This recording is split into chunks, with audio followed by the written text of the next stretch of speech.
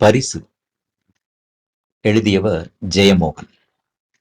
குரல் சரவணன் கண்ணா. 6 மாதத்திற்கு முன்னால் தான் அவள் அவனுடைய தச்சுப்பட்டறை திண்ணையில் தன்னுடைய தயிர் கலயத்தை இறக்கி வைத்தாள். அவன் உள்ளே உளியை தீட்டிக் கொண்டிருந்த போது, ஆசாரியாரே, இத கொஞ்சம் பிடிச்சு இறக்கி வைக்கலா என்று குரல் கேட்டது. ஏன், நீ இறக்க மாட்டியோ என்றான். மண்குடம் பார்த்தீங்களா என்று அவள் சொன்னாள். குரல் மிக இளமையாக இருந்தது. அவன் வெளியே எழுந்து சென்று பானையை பிடித்து மெல்ல தூக்கியதும் அவள் தலையில் இருந்த சும்மாடை இன்னொரு கையில் எடுத்து திண்ணையில் வைத்து அதன் மேல் கலயத்தை வைத்தாள். அதன் விளிம்புகளில் தயிர் நுரை படிந்து வெயிலில் உலர்ந்து வெண்ணெய் உருகிய மனம் வந்தது. நீ கொண்டு போறப்பே தயிர் நல்லா கடைஞ்சு வெண்ணெய் ஆடும் போல் இருக்க என்றான். உள்ளதாக்கும், வீட்டுக்கு போய் பானையை வடிச்சு இம்பிட்டு வெண்ணெய் கிடைக்கும் என்று அவள் சொன்னாள். வெயிலே போனா உருகி நெய்யும் ஆயிடும். நீ அந்த நடக்க என்றபடி அவன் உள்ளே சென்றான். நடக்காம இருந்தா வயிற்றுக்கு சோறுண்டா என்றபடி என்ற ஒளியுடன் அவள் திண்ணையில் அமர்ந்து காலை நீட்டிக்கொண்டாள். முதுகை நன்றாக நிமிர்த்தி தூணுடன் சேர்த்து கொண்டாள். ஆஹா, கிளவி மாதிரில பேச்செல்லாம் என்றான். ஒரு வயசுக்கு உண்டான சோழி செய்தாச்சுல்ல என்றாள். காலம்பர 3 மணிக்கு எழுந்திரிச்சு 4 பானை தயிர் கடைஞ்சு உருட்டி தண்ணியில போட்டு வச்சுட்டாக்கும் அடுத்த சோழி. இருந்து கடையிறது அவ்வளவு கஷ்டமா என்றான். இருந்து கடைஞ்சு பாருங்க, தெரியும், நட்டல் ஒடியும் என்று மீண்டும் நிமிர்ந்து, ஐயம்மா, எனக்கு மண்டை காட்டம்மா என்றாள். நாங்க இங்க மரத்துல தொலை போடுறது மத்து கடையிற மாதிரி ஆக்கும். எம்புடு தொலை போடுவீரு? ஒரு நாளைக்கு 4 மணிக்கூர் போடுவீரா என்று கையை காட்டினாள். பார்த்தேரா, மண்ணு வெட்டி பிடிக்கிறவன் கை மாதிரி ஆக்கும். அவள் வீதுளியை வைத்துவிட்டு சீன உளியை எடுத்தபோது அவள் கால்களை பார்த்தான். நல்ல ஈட்டி மரத்தில் கடைந்தது போல கண்ணங்கரிய பளபளப்புடன் இருந்தன. வெள்ளி கொலுசு போட்டிருந்தாள். ஏட்டி, கொலுசு போட்டிருக்க போல என்று அவன் சொன்னான். ஏன் போடப்படாதா? இல்ல, உங்க ஆளுக்கு போட மாட்டாங்கல்ல. எங்க ஆளுக ஊரா அலையுதாக, அதனால போட மாட்டாளுக. போடக்கூடாதுன்னா என்ன? இது நானே சம்பாதிச்சு போட்டுக்கிட்டேன். போன வாட்டி சுசீந்திர விழாக்கு போனேன்ல, அங்க வாங்கினேன். நல்லா இருக்கா? நல்லா இருக்கிறதுக்கு கேட்கணுமா? உனக்கு கால் இருக்கே, ஈட்டி கடைஞ்ச மாதிரில இருக்கு என்றான். அவள் முகம் மலர்ந்தது. ஆனால் கருப்புன்னு சொல்லுதாக என்றாள். கருப்புக்கு 7 அழகுல்லா என்று அவன் சொன்னான். உங்க வீட்டுக்காரி கருப்போ என்று அவள் கேட்டாள். கருப்பாதான் இருப்பா, நான் இன்னும் பார்த்ததில்லை என்றான். அவன் சொன்னதை புரிந்து கொண்டு சிரித்தபோது வெண்பற்கள் ஒளியுடன் தெரிந்தன. ஈறுகள் கூட நீல கருமை கொண்டிருந்தன. கருப்புன்னு நான் சொல்லுவது இதுக்குத்தான். கருப்பு சிரிக்கிறது அழகு வேற 6 சிரிச்சாலும் வராது. கருப்பு பிடிக்கும்னு சொல்ற ஆம்பளை இப்பத்தான் பார்க்கேன் என்றாள். ஏன் என்று அவன் கேட்டான். ஆமா, வந்து பார்த்துட்டு போறாங்க, போயிட்டு சொல்லி அனுப்புவாங்க, பொண்ணு கருப்பு பிடிக்கலன்னுட்டு. வாரத்துக்கு முன்னாடியே கருப்புன்னு சொல்லி கூட்டிட்டு வாங்கன்னு 2 தடவை இடநிலக்காரங்கிட்ட சொன்னேன். அது நான் முன்னாலேயே சொல்லியாச்சு, நீ இந்த அளவுக்கு கருப்புன்னு அவனுங்களுக்கு தெரியாது அப்படின்னு சொல்லுதான். மடையனுங்க என்று அவன் சொன்னான். கருப்பை இஷ்டப்படணும்னா ஆசாரியா இருக்கணுமோ? இல்லைன்னா கோயில்ல பூசாரியா இருக்கணும். பார்த்தேல்ல சிலையெல்லாம் எப்படி இருக்குன்னு. அவன் உளியை தீட்டுக்கட்டையில் பொறிமணல் தூவி வீசி தீட்டினான். என்னமா தீப்பொறி பறக்குது மத்தாப்பு மாதிரில இருக்கு என்றாள். தீ இருக்குது உளிக்குள்ளையாக்கும். இந்த தீயாக்கும் இந்த கரையெல்லாம் ஆகுது. என்ன நினைக்க? தீ கொண்டுள்ள களியாக்கும் என்றான். இந்த மரத்துல இருந்து இவ்வளோ சாமா வாரது நினைச்சா பார்க்க முடியல என்றாள். எம்புட்டு சாமா எல்லாம் இந்த மரத்துக்குள்ளேயே இருக்கா? மரத்துக்குள்ள இல்ல. இந்தா இந்த நெஞ்சுக்குள்ள இருக்கு. சொப்பனத்துல இருக்கு. இந்த உளிக்குள்ள இருந்து அது மரத்துக்குள்ள வந்திருக்குது. இப்ப ஆம்பளையில இருந்து பொம்பளைக்கு பிள்ளை வருதுல்ல, அது மாரி. ஐயா, என்ன பேச்சு இது? பொம்பளை கிட்ட பேசுற பேச்சா இது? ஏன்? சாமி விஷயம்ல சொல்லுதேன். இதுல என்ன கெட்ட விஷயம் இருக்கு? ஆமா, சொல்லுவீர் என்றாள். அவள் கழுத்தை நொடித்தது. ஒரு பறவை போல் இருந்தது. நீளமான கழுத்து அவளுக்கு. உனக்கு வீட்டுல அரட்டி இருக்கா? அம்மா மட்டும்தான். அப்பன் செத்து 6 வருஷம் ஆகுது. அம்மைக்கு நடமாட கழியாது. மத்த எல்லாம் நான் தான். 2 எருமை இருக்கிறதுனால பட்னி இல்லாம போகுது. இந்த பாலும் தயிரும் அங்க வந்து எடுக்கிறதுக்கு ஆள் இல்லையோ? வந்து 6 எடுக்கா? வந்து எடுத்தா என்ன கிட்டும்? பாலாட்டு வித்தது போக மிச்சத்தை தயிராக்கி சுத்தி சுத்தி வெண்ணையும் மோருமாட்டு ஆக்கினா கையில அன்னன்னைக்குள்ள காசு கிட்டும். பால் வித்த காசு மாசத்துக்கு கிட்டும். அப்படியே ஜீவிதம் போயிடும். ஆனா நடக்கணும்ல. ஆமா, மத்து கடைஞ்சு நட்டெல்லாம் உடைஞ்சா நடந்து கால் உடையும். அதுக்கு இது சரி சரிதான் என்றான். பின்ன இப்ப மோரு தயிர் வெண்ணெய்ன்னு கொண்டு விக்கும்போது போற இடங்கள்ல அம்மம்மாரு என்னெல்லாம் கொடுப்பாக. காலையிலயும் மத்தியானமும் சோறோ கஞ்சியோ கிழங்கோ கிட்டும். நானும் தின்னு சில சமயம் அம்மைக்கும் கொண்டு போவேன். ஒரு வாய் கடும் சாயா கொடுப்பாக. அம்மனின்னு கேட்டு வாங்கி குடிச்சுக்கிடுவேன். மோர் வித்த பைசாவுக்கு மேல 2 மாங்காய், பலாக்காய், காய்கறி, தேங்காய், கருப்பட்டின்னு ஏதாவது கொடுப்பாக. அதுவும் வேணும்ல என்று அவள் சொன்னாள். கஷ்டம்தான். என்ன? எல்லாம் கஷ்டம்தான். ஆனா வேற பொம்பளைய படுற கஷ்டத்தை பார்க்கும்போது நமக்கு எவ்வளவோ மிச்சம்னு தோணுது. என்ன கஷ்டம்? எனக்கு பெரியம்மாக்கா மக இருக்கா. அன்னம்னு பேரு. அவளுக்கு கெட்டினவன் வேலைக்கும் போறதில்ல. சாயங்காலம் ஆனா குடிச்சிட்டு வந்து அடியோ அடி. அவ மாட்டையும் பார்த்து பிள்ளையும் பார்த்து தயிரும் விக்கணும். நடுவுல வயித்துல பிள்ளையும் ஆயிடும். அதுக்கு நம்ம காரியம் மேல்ல புருஷன் இல்லைன்னா ஒரு சௌரியம்னு சொல்லுத என்றான். புருஷன் இருந்தா ஒரு சௌரியம், இல்லைன்னா ஒரு சௌரியம் என்று அவள் சிரித்தாள். பேச்சு நல்லா பேசுத.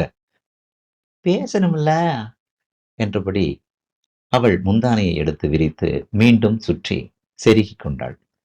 சரி, வாரேன் என்றபடி எழுந்தாள். சரி, இம்புட்டு நேரம் இருந்த ஒரு வாய் வெல்லம் குடிச்சிட்டு போ என்றான். என்ன வெல்லம் என்று அவள் கேட்டாள். இந்தா இருக்கு பாரு, குழல் மாதிரி ஒண்ணு. அதுக்கு பேரு பிளாஸ்காக்கும். அதுக்குள்ள சாயா இருக்கு. பால் விட்ட சாயா. அதை மூடி வச்சிருக்குல்ல, அதுதான் கப்பு. அதுல விட்டு குடிச்சிட்டு போ. ஐயோ, உங்களுக்கு குடிக்க வேண்டாமா? நான் வீட்டுல போட்டு கொண்டு வரதேன். ஆறு போடுது. நானே போடுவேன். நமக்கு இங்க இவனுங்க போடுற சாயா சரியா வராது. இந்த தேயிலை தூளை ஊற வச்சு கசப்பிடிச்சு போடுவானுங்க, சவத்தளவு பயக்க. அப்ப அறிவிப்பு எல்லாம் சொந்தமாக்குமா? ஆமா, காலையில எந்திரிச்சு புட்டு கடலை எல்லாம் செஞ்சு நானே திம்பேன். உச்சைக்கு சோறு சம்மந்தி எல்லாம் சமைக்க பொதிஞ்சு கொண்டு வருவேன். ராத்திரியில மீன் வாங்கிட்டாக்கும் வீட்டுக்கு போறது. நமக்கு தீனியில குறை உண்டாப்புறது பாத்தியா? தீனி, சங்கீதம், சினிமா இது 3 இல்லைன்னா ஆசாரி கிடையாது. வீட்டுல யாருண்டு? நான் மட்டும்தான். அம்மா செத்தாச்சு. அப்பனை பார்த்து ஓர்மையே இல்லை. 2 தங்கச்சிமார் உண்டு. 2யும் கட்டி கொடுத்து அதுக்கு ஏரணையில இருக்கு. பற்ற நல்லா போகுதுல்ல? நல்லா போகுது. இந்த ஊர்ல நம்ம கை சூட்சுமம் யாருக்கும் கிடையாது. நம்மள தேடி நாகர்கோவில் பார்ட்டிகள்லாம் வர்றதுண்டு. அவள் பிளாஸ்கை திறந்து டீயை ஊற்றினாள். ஐயோ! என்னம்மா சூடா இருக்கு? சூடா இருக்கிறது தான் உள்ள வச்சிருக்கு. 6 மணிக்கு ஒரு நேரம் ஆறாது. உள்ள தீயுண்டுமோ? உள்ள தீ இல்ல. ஆனா உள்ள இருக்கிற சூடு வெளிய போகாம வச்சிருக்கு. அது ஒரு ஆசாரி மாரி ட்ரிக் ஆக்கும். இது ஆசாரிமாரு செய்யுதா? கலை உள்ளவன் எல்லாம் ஆசாரியாக்கும். அவள் டீயை ஊதி ஊதி குடித்தாள். அவள் உதடுகள் ஊமத்தை பூ போல ஊதா நிறமாக இருந்தன. அவை குவிந்து குவிந்து விரிந்தன. நல்ல சாய. இப்படி ஒரு சாய நான் குடிச்சதில்ல. நல்ல சாய வேணும்னா வா. வீட்ல நானே சாய இட்டதில்ல. அம்மைக்கு பிடிக்காது. நான் குடிச்சா அவ வாயில வந்த மாதிரி திட்டுவா. அவ வாய் ஒரு ரேடியோவாக்கும். பராப்பகலா கெட்ட வார்த்தை தான் சொல்லுவா. நான் ஒரு நல்ல வார்த்தை கேட்டதில்ல என்றாள். சீக்காளி மனசாக்குமே என்றான். அவள் கிளம்பும்போது அவன் மீண்டும் பானையை தூக்கி தலைமேல் வைத்தான். நீ எதுக்கிட்டி இவ்வளவு பெரிய மண்பானையை சுமந்து அலையுத? பிளாஸ்டிக்ல கிட்டுதுல்ல, அதை ஒண்ணு வாங்கி தலையில வைக்க வேண்டியதானே? பிளாஸ்டிக்ல வச்சா யாரும் மோர் வாங்க மாட்டாங்க. கெடுதல் இல்ல. ஆறு சொன்னா? சொல்லுதாக. மண்பானையில கொண்டு வந்தாதான் வாங்குதாக. வாரேன் என்றபடி அவள் கிளம்பிச் சென்றாள். அவன் குடித்துவிட்டு கழுவி வைத்த கோப்பையை டீயை விட்டு குடித்தபோது அவளுடைய சிரிப்பு நினைவுக்கு வந்தது. அவன் தன் முகம் புன்னகை கொண்டிருப்பதை உணர்ந்தாள். அதன் பிறகு எப்படியும் 2 நாட்களுக்கு ஒரு முறை அவள் வந்து அந்த திண்ணையில் அமராமல் இருப்பதில்லை. முந்தானையை தோள் வழியாக சுற்றி இடுப்பில் செருகி காலை நீட்டி அமர்ந்து உரக்க சிரிக்கும்போது கழுத்தில் சிறிய குரல் வளை ஏறி இறங்கும். தோள்கள் வியர்வையில் பளபளவென்றிருக்கும். உனக்கு கழுத்துல ஒண்ணும் இல்லையாட்டி? பாசி மணி வாங்கி போடலாம். அது எனக்கு பிடிக்காது. தரித்திரம். உனக்கு பவுனு போட்டா நல்லா இருக்கும். ஆமா, பவுனு போடுவேன். காசு கையில பூசணம் போத்து கிடக்குல்ல என்று அவள் சொன்னாள். பிறகு நான் இங்க வந்து இருந்து பேசுறதுக்கு வல்ல பிரச்சனை எதுவும் உண்டுமா என்றாள். என்ன பிரச்சனை? இல்ல, யாரும் ஏதாவது சொல்லுவாங்களா உங்கள? நீ இல்ல பொண்ணு. பொண்ணல்ல சொல்லணும். என்ன யாரு சொல்லுவது? நான் கேட்க ஆள் இல்லாதவளா என்று அவள் சொன்னாள். நல்லதுல என்றான். என்ன நல்லது? கேட்க ஆள் இல்லைன்னா தெருநாய் ஜீவிதம்ல என்றாள். என்ன தெருநாயி? போற வர நாயெல்லாம் மோந்து பார்க்க வரும்ல. ஓ, அவள் இங்க வந்து நான் இருக்கிறத 4 ஆளு பார்த்து ஒரு கெட்ட பேர் ஆனா கூட நல்லதாக்கும் என்றாள். ஏன்? ஆண் ஒருத்தன் உண்டுன்னு நினைப்பானுங்கள்ல அது சரி. என்றான். அதுக்காக கெட்ட பேர் வேணும்னா சொல்லுத? நம்ம ஜீவிதத்துல அப்படி ஒரு கெட்ட பேர் இருந்தா கூட நல்லது தானே. இந்த மாதிரி ஒரு சுகமாவது மிச்சம் இருக்கும்னு கெட்டையில போறப்ப. அவன் பலாத்தடியை எடுத்து வைத்து அதில் கரிக்கோடு போட்டான். நல்ல நயசு. அச்சுமா இருக்க நிறம். பொண்ணுக்கு நிறமாக்குமே என்றாள். மூத்த பிளாவுல தான் தேவி சிலை செய்யணும். மேலாக்காவுல சிலை எனக்கு மூத்த செய்ததாக்கும். நல்ல ஆசாரியன்னா பல பேர் கையெடுத்து கும்பிடுவானுங்க. அருளுள்ள ஆள் என்றான். அவருக்கு பேராக்கும் நமக்கும். நல்ல அண்ணா? நல்ல பெருமாள்னு. ஓ, பேரு கொல்லாம். நல்ல பேரு என்றாள். ஆளும் நல்லவனாக்கும். ஐயே என்று சிரித்தாள். ஆசாரிமார்கிட்ட பேசக்கூடாதுன்னு பேச்சியாக்கேன் சொல்லுவதுண்டு. ஏன்? ஆசாரிமாரு பேச்சுல கெட்டிக்காரனுங்க. பேசி பேசியே மயக்கிருவானுங்க. நான் இப்போ உன்னை மயக்கிட்டா இருக்கேன். இல்ல. அவள் பேச்சை மாற்றி ஆனா அங்க பகவதிக சில கருப்பாட்டுல இருக்கு. பிளாவுன்னு சொன்னீங்க என்றாள். பிளாவ் தான். எல்லா தாரு சிற்பமும் பிளாவ் தான். ஆனா காலம் போனா கருப்பாட்டு ஆயிரும். உன்ன மாதிரி நிறம் வந்துரும். பொண்ணு கருக்கும் லட்சுமி பொண்ணு, பெருமாளு கருப்பு, ஆறாக்கு மேல. அவள் பெருமூச்சு விட்டு நேரமாச்சு என்றாள். சரி போ, உனக்கு தொலைவு கிடக்குல்ல. அவள் சற்றென்று இந்த மரத்துல எனக்கு ஏதாவது செஞ்சு கொடுங்க என்று கெஞ்சலாக கேட்டாள். உனக்கு என்ன வேணும்? ஐயோ, அது எப்படி எனக்கு தெரியும்? உனக்கு என்ன வேணும்னு உனக்கு தெரியாதா? இல்ல, இதுவரை நான் இப்படி யாருகிட்டையும் ஆசைப்பட்டதில்ல, யாருகிட்டையும் ஒன்றும் கேட்டதில்ல. சரி, என்ன வேணும்? யோசிச்சு சொல்லு, செஞ்சு தாரேன். அவள் தலை சரித்து யோசித்து, ஒன்றும் தோணுதில்ல என்றாள். எனக்கு என்ன வேணும்னு நீங்க யோசிச்சு செஞ்சு கொடுங்க. உனக்கு பிடிச்சத சொல்லு. எனக்கு என்ன வேணும்னு உங்களுக்கு தோணுதோ அதை செஞ்சு கொடுங்க, நான் வச்சுக்கிறேன் என்றபடி பானையை தூக்கி கொண்டு சென்றாள். அது பிடிக்கலன்னா? நீங்க என்ன செஞ்சாலும் பிடிக்கும் என்றாள். போகும்போது ஒரு பார்வை பார்த்தாள். அது அப்படியே நெடுநேரம் அங்கே இருந்தது. அவன் அந்த பேச்சை அப்போதே மறந்து விட்டிருந்தான். ஆனால் மறுநாள் அவள் சுட்டிக்காட்டிய அந்த மரத்தடியை தூக்கி அருகைமனை மேல் வைத்தபோது அதில் அவளுக்கு என்ன செய்யலாம் என்ற எண்ணம் வந்தது. அவளுக்கு என்ன பிடிக்கும்? அற்புதமான ஒரு உன்னிகிருஷ்ணன் ஆளிலை மேல் கால் கட்டை விரலை வாயில் வைத்துக் கொண்டு தூங்கக்கூடியவன். அக்கணமே அது அன்றி வேறெதுவும் சரியாகாதென்று தோன்றியது. ஆனால் கட்டையை புரட்டிய போது ஒருவேளை குழலூதியபடி ஒற்றை காலை மடித்து நின்றிருக்கும் கண்ணன் அவளுக்கு பிடித்தமானதாக இருக்குமோ என்று தோன்றியது. அவன் பென்சிலை எடுத்து அந்த மரத்தின் மீது கிருஷ்ணனுக்கான ஒரு பொதுவான வரைவை தீட்டினான். பிறகு அதை பார்த்து கொண்டே அமர்ந்திருந்தான். அல்லது வேறேதோ பிள்ளையார், கையில் கிளியுடன் மீனாட்சி.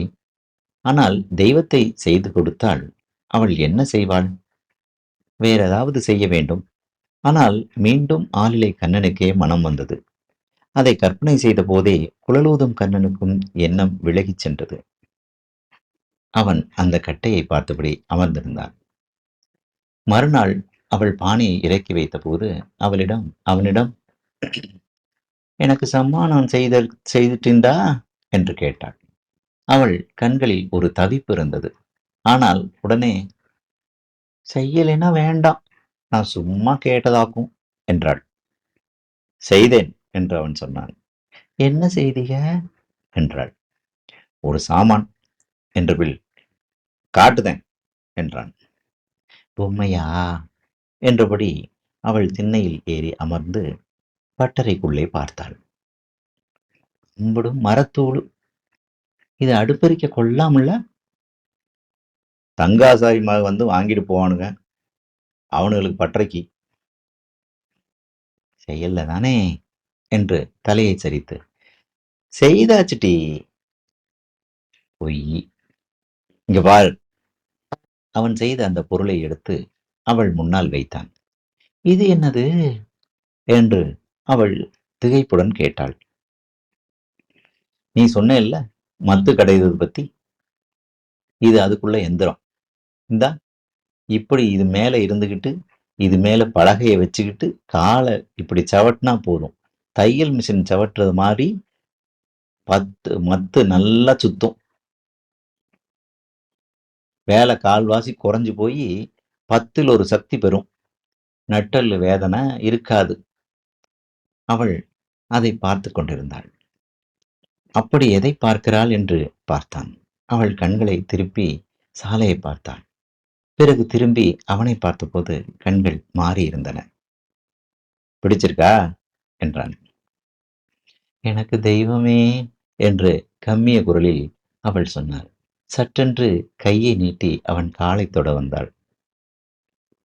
அவன் குனிந்து அவள் கையை பற்றி கொண்டு அவள் கண்களை பார்த்து, என்ன பிடிச்சிருக்காட்டி என்று கேட்டான்.